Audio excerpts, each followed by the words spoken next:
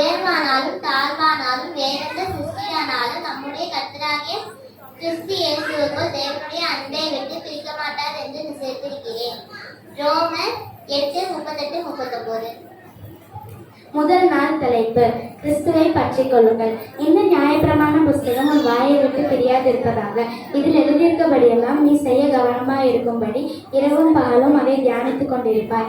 அப்பொழுது நீ உன் வழியை வாய்க்க பண்ணுவாய். அப்பொழுது புத்திமானாய் நடந்து கொள்வாய். யோசுவா 1:8. நாள் 2 ரட்சிப்பை பற்றிக் கொள்ளுங்கள். மனுஷரின் முன்பாக என்னை மறுதளிக்கிறவன் எவனோ அவனை நானும் பரலோகத்தில் இருக்கிற என் பிதாவின் முன்பாக நானும் மறுதளிப்பேன். மனுஷரின் முன்பாக என்னை அறிக்கை பண்ணுகிறவன் எவனோ அவனை நானும் பரலோகத்தில் இருக்கிற என் பிதாவின் முன்பாக அறிக்கை பண்ணுவேன். மத்தேயு 10:32-33. 10ஆம் நாள் தலைப்பு நித்திய வாழ்வை பற்றிக் கொள்ளுங்கள்.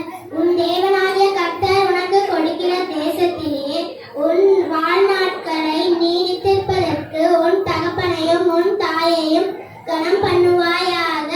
யாத்ராகமம் 20:12. நாள் 6 சமாதானத்தை பற்றிக் கொள்ளுங்கள். ஒருவனுக்கு ஒருவர் ஒத்தாசை செய்து திடன்கொள் என்று சகோதரனுக்கு சகோதரன் சொல்கிறான். ஏசாயா 41:6. 9ஆம் நாள் தலைப்பு பரிசுத்தத்தை பற்றிக் கொள்ளுங்கள். தேவனிடத்தில் சேருங்கள், அப்பொழுது அவர் உங்களிடத்தில் சேருவார். பாவிகளை உங்கள் கைகளை சுத்திகரியுங்கள், ஈடுபாடம் உள்ளவர்களே உங்கள் இதயத்தை பரிசுத்தப்படுத்துங்கள். யாக்கோபு 4:8. நாள் 4 விசுவாசத்தை பற்றிக் கொள்ளுங்கள். உங்களை சபிக்கிறவர்களை ஆசீர்வதியுங்கள். உங்கள் பகையாளிகளுக்கு செய்யுங்கள். உங்களை சபிக்கிறவர்களை ஆசீர்வதிங்கள். உங்களை சிந்திக்கிறவர்களுக்காக ஜெபம் பண்ணுங்கள். லூக்கா 6:27-20.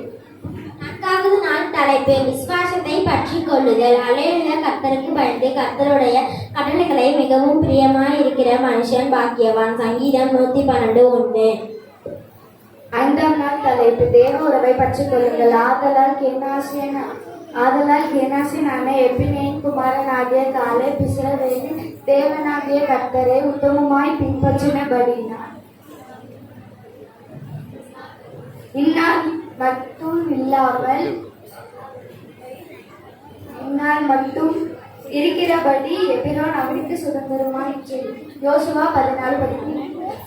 நாள் 3 பாதுகாப்பை பற்றிக் கொள்ளுங்கள். கர்த்தராகிய ஆண்டவரே, இதோ தேவரின் உம்முடைய பலத்தினாலும் நீட்டப்பட்ட உம்முடைய உயர்த்தினாலும் வானத்தையும் பூமியும் உண்டாக்கிறீர். உம்மாலே செய்யக்கூடாத காரியம் ஒன்றும் இல்லை. எரேமியா 32:17. 7ஆம் நாள் தலைப்பு உதவி செய்தலை பற்றிக் கொள்ளுங்கள். நீ என் பார்வைக்கு அருமையானபடியினால் கனம் பெற்றாய், நானும் உன்னை சிநேகித்தேன்.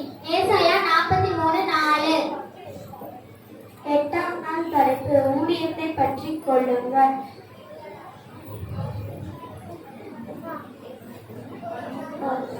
உங்களுடைய குமாரனை ஊழியம் செய்ய வராமல்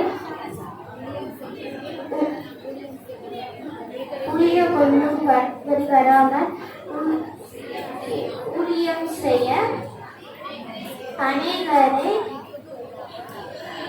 மீட்கொள்ளாக